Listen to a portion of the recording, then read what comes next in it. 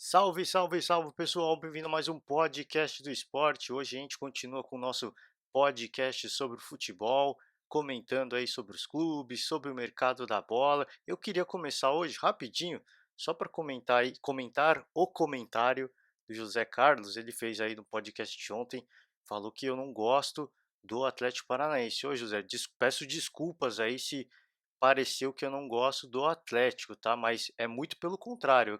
Acredite se quiser, é totalmente o oposto. O Atlético Paranaense, para mim, hoje, é um dos clubes com, eu acho que o nível mais, não digo mais alto, assim, em termos de administração, de planejamento, mas é um dos times hoje que é um dos maiores exemplos, né, de como se administrar um clube de futebol. O Atlético, recentemente, isso é bem recente, muita gente se esqueceu, né? Mas o Atlético mudou de nome, né?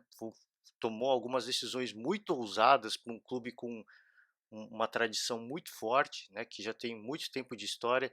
Eles tomaram uma decisão ousada de trocar o nome, trocar o escudo. Eles se modernizaram, né, pensando numa marca mais moderna, digamos assim, e eles foram ousados e seguiram nessa ousadia, planejamento dentro de campo e questão de planejar, fazer essa projeção aí, manter tentar manter uma estrutura de trabalho coerente, sem fazer loucuras em relação a técnicos, sem fazer loucuras em relação a contratações. Então, o Atlético é um dos times hoje que eu mais admiro, né, a forma como eles administram o futebol. Então, peço desculpas mais uma vez se pareceu que eu sou contra o Atlético, e é muito pelo contrário. Eu sou muito a favor do Atlético, e eu sempre destaco aqui que muitos clubes hoje é natural falar sobre o Flamengo, né? Ah, o Flamengo porque ganhou o Campeonato Brasileiro e a Libertadores. Mas eu sempre falo aqui no podcast que existe sim uma forma de bater de frente com o Flamengo, bater de frente com o Palmeiras, bater de frente com o São Paulo, até o próprio Corinthians, clubes que fazem grandes investimentos, tem muita grana para contratação, né? E o Atlético não tem todo esse poder financeiro que tem esses clubes, e mesmo assim é extremamente relevante hoje no nosso futebol. Talvez depois do Flamengo, o principal time aí em relação, em termos de, se a gente considerar relevância, porque tem títulos, né? Títulos pesados, né? Sul-Americana no ano passado, esse ano Copa do Brasil. Então talvez esteja até, não digo até nem tão longe do Flamengo em relação a ser relevante, né? E ser relevante, quando eu falo, é em relação a títulos. Então o Atlético, ele dá um ótimo exemplo para qualquer outro clube, né, de como você bater de frente com os grandes clubes, né, em termos daqueles grandes clubes tem grande poder de contratação, que tem um grande elenco, que tem grandes estrelas, qualidade técnica individual altíssima. E o Atlético, contra todas as expectativas, a gente pode dizer, eles foram lá e campeões da Sul-Americana, esse ano campeões da Copa do Brasil, terminando aí na quinta colocação da tabela do campeonato, depois de ter sido campeão e todo mundo achando que o Atlético ia deixar de lado, ia largar o osso. Não, eles seguiram jogando seu futebol, seguiram com muita seriedade. Eu acho que é isso que é o grande legado que deixa, o grande exemplo que deixa para todo mundo nessa temporada, né? O belíssimo exemplo de que somos campeões, mas a gente tem respeito à nossa camisa, a gente tem respeito ao nosso torcedor, a gente tem respeito ao público, tá? Aos nossos adversários, ao esporte. Então nós vamos continuar jogando bola, e quem não se cuidar vai tomar sarrafada até o final da temporada. E foram isso que eles fizeram, e tão de parabéns. Então, mais uma vez, peço desculpas aqui se pareceu que eu não gosto do Atlético, tá? Mil perdões mesmo, mas realmente, assim, é totalmente o oposto. Acredite se quiser, tá? Vamos seguir o nosso podcast. Hoje eu quero começar de novo falando da novela do Sampaoli. Vocês vão cansar de me ouvir falar dessa história. e não só eu, né, todo mundo vai continuar falando sobre essa história, essa novela do Sampaoli, porque ganhou novos capítulos, né, nesse livro aí, nessa separação entre Santos e Sampaoli, tá. O Santos tinha falado na terça, divulgado, né, não falou, divulgou aí, soltou uma nota na terça à noite, de que o Sampaoli, teria pedido demissão na segunda-feira, na reunião que teve com o José Carlos Pérez na segunda-feira. Por quê? E aí entra um dos motivos das primeiras polêmicas aí entre os dois, porque na quarta-feira, vence aí, teria vencimento a multa rescisória do Sampaoli, né, que era de 2,5 milhões de euros, e essa multa cairia por terra a partir do dia 10, a partir da quarta-feira. Então o Santos, poucos minutos antes da meia-noite, solta essa nota de que o Sampaoli pediu a demissão. O Sampaoli foi lá, né, ontem mesmo, falou que não pediu demissão de forma alguma, ele negou aí essa afirmação do comunicado do Santos, e ontem mesmo ele saiu a notícia de que ele vai entrar na justiça com uma ação, vai entrar com uma ação na justiça contra o Santos, por atraso em pagamento de FGTS. Aí são alguns meses de atraso, não só dele, mas da comissão técnica também, e eles estão entrando vão entrar com uma ação aí para de repente até, pelo menos para a comissão do Sampaoli, que ainda tem a multa rescisória, só o Sampaoli não tem, né, conseguiu tirar isso do contrato, mas para o resto da comissão talvez usar essa ação para tentar uma liberação. É uma novela que ainda vai longe, que vai ganhar novos contextos. Eu pego um exemplo recente aqui de alguns jogadores que entraram com ação, o Zeca, se eu não me engano, lateral era lateral do Santos, entrou com uma ação aí e conseguiu a liberação. A mesma coisa o Gustavo Scarpa do Fluminense, ele estava no Fluminense e depois foi para o Palmeiras. Então mas pode levar tempo, tá? O Gustavo Scarpa, o do Zeca eu não me recordo quanto tempo levou, mas o Gustavo Scarpa ele ficou praticamente um ano sem jogar.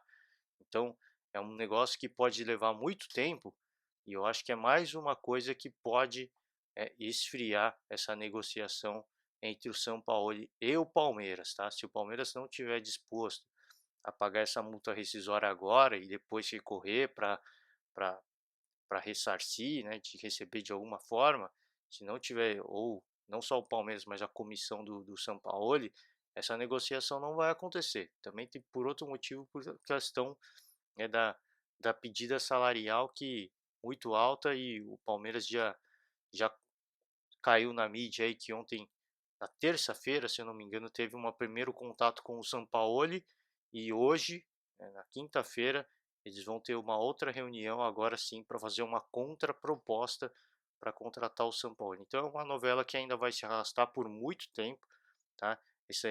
Quando envolve a justiça, é uma coisa que não é rápido, isso pode demorar, e se cair num imbróglio aí, isso aí vai se perdurar por muito tempo, e o vínculo entre o Sampaoli, enfim, o Sampaoli, no caso, vai ter que ter seu vínculo cortado, porque, né, ele é técnico e o Santos precisa de outro técnico, ele não vai treinar mais.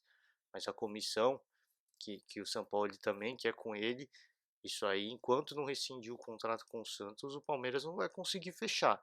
Então isso é uma coisa que pode esfriar o negócio, a gente obviamente vai continuar acompanhando, e curiosamente, né, eu ressalto aqui, eu comentei em um dos podcasts, tá? O, o PVC tinha falado que independentemente do que acontecesse, o Sampaoli iria para o Rio de Janeiro, e ele já está no Rio de Janeiro, né? Eu não sei como eles têm esses contatos tão fortes, né? Mas é engraçado que foi um dos comentários que eu ouvi já há um tempinho e se confirmou. Ele realmente está no Rio de Janeiro, e segundo o que o PVC falou na época, se não fechar com nenhum clube, ele vai continuar no Rio de Janeiro mesmo, ele não vai sair do Brasil, vai continuar no Brasil, e isso é um forte sinal de que ele teria sim interesse de, né, ser técnico do Flamengo. A gente vai continuar acompanhando, a gente vai continuar é, é, repercutindo essa novela que não tem prazo para acabar, né? Pelo menos não no curto prazo, tá? E o Palmeiras, só que eu puxei o gancho para falar de Palmeiras, Palmeiras anunciou ontem a contratação de um novo diretor de futebol, o Anderson Barros, que estava no Botafogo. O Palmeiras foi muito mal sucedido nessa negociação aí do novo diretor. Eu não comentei tanto, mas tentou aí o do Bahia, o do Internacional. No início sondaram o diretor do Flamengo. Ninguém quis ir para o Palmeiras, tá? O do Bahia ele estava com negociação muito avançada e na última hora ele desistiu. Você vê que o clima dentro do Palmeiras também não deve estar fácil, tá? Porque se o cara que está no Internacional, o Internacional já não vem ganhando títulos nas últimas temporadas, ele não topa ir pro Palmeiras, aí o do Bahia tá para fechar a negociação, ele também desiste, é sinal de que tem alguma coisa ali dentro do Palmeiras que não é muito fácil, tá? Então fica aí esse essa essa esse ponto aí, essa observação que a gente faz, porque agora a gente vai acompanhar o trabalho desse novo diretor. O Alexandre Matos, ele era um cara que tinha poderes absolutos. Ele fazia o que ele quer, ele tinha autonomia para as contratações. O novo diretor com certeza não vai ter. Então a gente vai acompanhar e isso pode ter sido um fator que tenha desmotivado os outros candidatos, os outros possíveis candidatos a desistirem de ir para o Palmeiras. Mas a gente vai acompanhar agora, é um novo projeto que se inicia e a gente vai seguir de perto para ver se será bem sucedido ou não. Tá? Vou seguir agora para falar de Flamengo e Corinthians, que eu comentei ontem que eu queria comentar um pouco mais sobre os dois clubes, e principalmente a questão financeira. Eu dei uma pesquisada em relação ao Flamengo, né, e de uma forma geral todos os clubes brasileiros. O Flamengo é um time que tem naturalmente uma dívida muito alta, assim como tem o próprio Palmeiras, assim como tem o São Paulo, mas o Flamengo está numa situação, digamos assim, mais confortável, tá? Eu esbocei aí, expressei a minha preocupação ontem pela questão dos valores que o Flamengo começa a negociar aí, por exemplo, o Jorge Jesus, do quanto que eles querem oferecer, de quanto que eles querem e do que eles vão oferecer para o Gabigol. E se de repente o Gabigol fica, quanto de dinheiro que não vai estar envolvido. Claro que a gente sempre destaca aqui a premiação em dinheiro dos torneios. Campeão do Campeonato Brasileiro, foi campeão da Libertadores, ganhou muita grana na Copa do Brasil também. Então o Flamengo hoje é um time que com premiação, com arrecadação dos ingressos, é um time extremamente é, tranquilo financeiramente, a gente pode dizer assim, mas essa tranquilidade não pode se confundir com soberbo, não pode se confundir com displicência. E quero acreditar que a gente não tem, claro, mais nenhuma notícia, a gente só tem aí que questão da dívida, de que está sob controle, de que termina aí com um- uma receita absurda, né? Então isso significa muito investimento, mas mesmo assim, né? O Flamengo já a perspectiva de se reforçar, né, de Gabigol aparentemente não vai ficar. Se o São Paulo sair, se o São Paulo não, se o Jorge Jesus sair, o São Paulo não vai vir barato, né? Já pediu 2 milhões ao Palmeiras. Imagino que vai pedir para o Flamengo. Então essa somatória de valores vai entrando, né, vai entrando na conta e a dívida tende a aumentar. Mas no caso o Flamengo está numa situação muito mais confortável, né, principalmente, de novo, eu vou destacar as premiações dos títulos e a questão da torcida que é impressionante, né? O Flamengo lotava a casa todos os jogos, lotava o Maracanã todos os jogos. Imagina o valor médio das receitas, é algo absurdo, né? Milhões e milhões por partida. Então a situação do Flamengo tem dívida, tem, isso é natural, todos os clubes têm, uma dívida milionária mas a do Flamengo é uma dívida que está sob controle, absolutamente sob controle. Pelo menos essa, isso foi o que eu consegui apurar e é totalmente oposto do Corinthians, tá? O Corinthians que eu comentei ontem de que Eu vi alguns rumores de que a situação financeira do Corinthians já não estava bacana, né, se tem um time que está mais próximo, eu ouvi um repórter falando isso, tem um time que está mais próximo de chegar numa situação semelhante, não igual, tá, mas semelhante ao Cruzeiro, é o Corinthians. Claro que, dadas as devidas proporções, tá, o que o Cruzeiro fez foi algo surreal, difícil alguém repetir o que fez. Difícil não, né, ainda mais no futebol, né, de esses gestores torcedores que cometem loucuras para agradar o torcedor, é muito fácil, mas hoje em dia, pelo menos, para você jogar em alto nível, você tem que ter um mínimo de consciência daquilo que você está fazendo. Então acho difícil igualar o que fez o Cruzeiro, mas, eu ouvi isso, de que é o time que está mais próximo de chegar numa situação semelhante ao Cruzeiro. E aí a gente vem com essas notícias de que, tem uma lista de 17 jogadores para o Corinthians considerar e tentar trazer pelo menos os principais deles. Já começou a se mexer, Michael e Luan são os nomes da vez e repito, não virão barata, não virão a preço de trocado. Um está em baixa, mas é um grande jogador, também não vai ser barato, que é o Luan, e o outro é a revelação do campeonato. Esse não vai vir barato mesmo, esse vai vir a peso de ouro.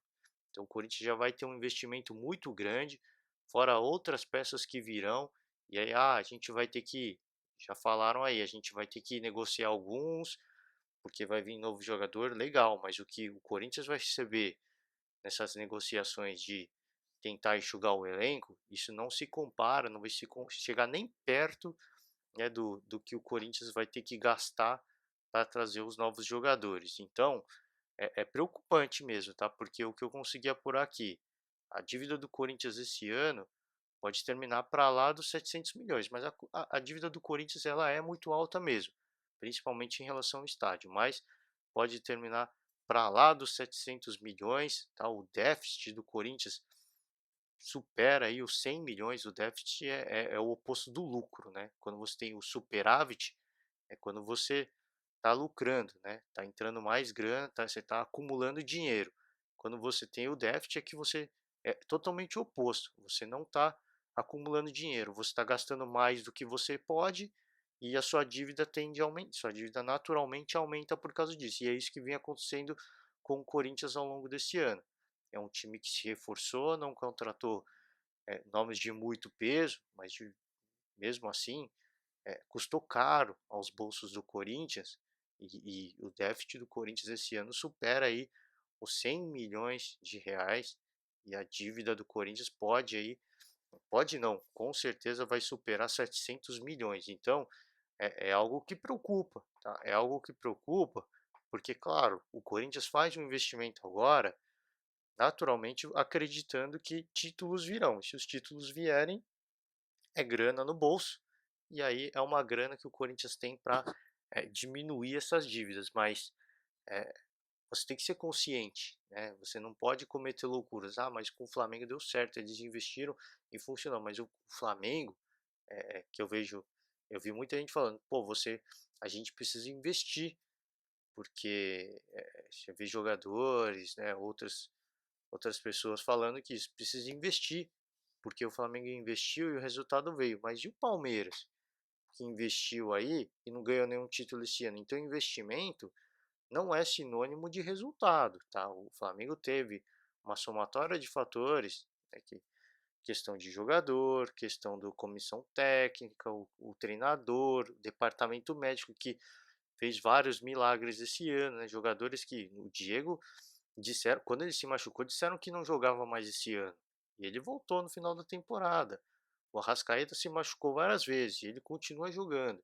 Então, assim, é uma somatória de fatores que fizeram com que o Flamengo fosse campeão das principais competições, né? Jogando sempre com a sua força máxima, mantendo os jogadores em alto nível, mesmo com uma sequência de jogos exaustiva. Teve o trabalho de dar aquele trabalho psicológico, né, de manter os jogadores pilhados todas as partidas, os jogadores compraram a ideia, então é um jogador que se cuida não só dentro do clube, mas fora do clube, tem academia em casa, o cara se alimenta direito, Então tudo isso pesa, né, foi uma somatória de fatores que acabou dando certo, mas isso não significa resultado. Então isso é algo que preocupa, tá, porque, a situação financeira já não é boa, esse ano já vai ser muito negativa, a dívida já vai aumentar, e aí, você ter a perspectiva de que: "Ah, a gente tem que investir para ganhar títulos", ok. Corinthians, a princípio, começa a montar um projeto, tentar montar um projeto vitorioso, né, traz um técnico de peso, um dos técnicos, pensando em técnico brasileiro, talvez seja um dos técnicos mais importantes hoje, que é o Thiago Nunes. O Corinthians já conseguiu isso. Só que aí, a dar certo, isso é outra história, tá? Porque é um cara que deu certo no Atlético Paranaense. Isso não significa que ele vai dar certo em outro clube. O Rogério Ceni deu certo no Fortaleza. Isso não significa que ele deu certo no Cruzeiro. Não deu certo no Cruzeiro. Ah, mas teve todos. Tudo bem, teve toda aquela coisa do elenco e tal, mas o Rogério não deu certo no Cruzeiro. Então, são apostas que você faz e às vezes as apostas não dão certo e elas podem custar caro depois. Por isso que, a gente se preocupa e aí vem com essas notícias de que vai se reforçar, de que tem 17 jogadores, isso preocupa ainda mais, tá? Eu acho que é algo para o torcedor do Corinthians acompanhar de perto, porque não adianta nada, e isso é muito que eu falei, muito comum no futebol, tá? Se contrata para ficar de bem com a torcida, né, ficar de bem com os conselheiros, né, vem com uma promessa de títulos e quando não acontece, aí o clube entra numa situação complicada, aí começa a atrasar salário, os jogadores começam a não entregar tudo aquilo que podem, né, jogam com menos comprometimento, e aí termina com o clube brigando para não cair. Então isso é algo que eu tinha até, há 2 podcasts atrás eu acho, eu tinha até elogiado o André Sanches, falei: "Não, eu acredito que seja uma gestão consciente". Eu quero acreditar ainda, tá, já não tenho mais aquela mesma ideia, tá, aquilo que eu falei. Eu quero acreditar ainda que o Andrés esteja fazendo uma gestão consciente, eu quero acreditar, tá, porque tudo isso que a gente começa a apurar, né, questão da dívida, do déficit, agora mais contratações, tudo isso é uma perspectiva assustadora, tá? Não tô aqui querendo ser pessimista, mas é uma perspectiva assustadora, tá?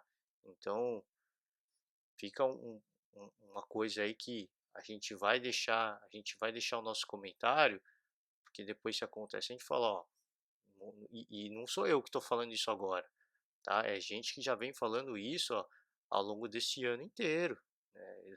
Você pode procurar aí. Foi essa apuração que eu fiz. Eu procurei na internet e começam a aparecer notícias, ó, do meio do ano.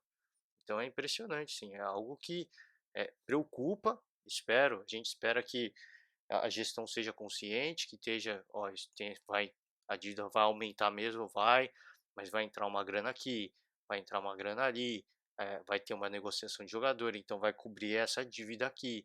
Então eu espero que esteja tudo na ponta do lápis ali, esteja tudo no papel, porque o Corinthians realmente é um clube que ganha muita grana, né? Principalmente com cota de televisão. É um clube que tem uma torcida imensa, então ganha muita grana com patrocínio, porque ter o nome estampado na camisa do Corinthians tem um alcance muito grande, né? E aí tem as cotas de televisão, porque o Corinthians tem muitos jogos transmitidos na televisão, então ganha muita grana também.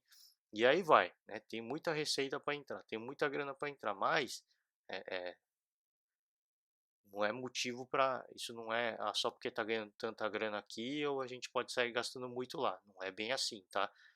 Então a gente vai acompanhar, vai seguir acompanhando, obviamente, e torcendo, né, por dias melhores, para que as coisas deem certo, para que o planejamento funcione e que tudo isso que vem fazendo se pague aí com eventuais títulos, tá? Assim como eu comentei isso em relação ao Flamengo, mas no começo do ano, comentei em relação ao Palmeiras também.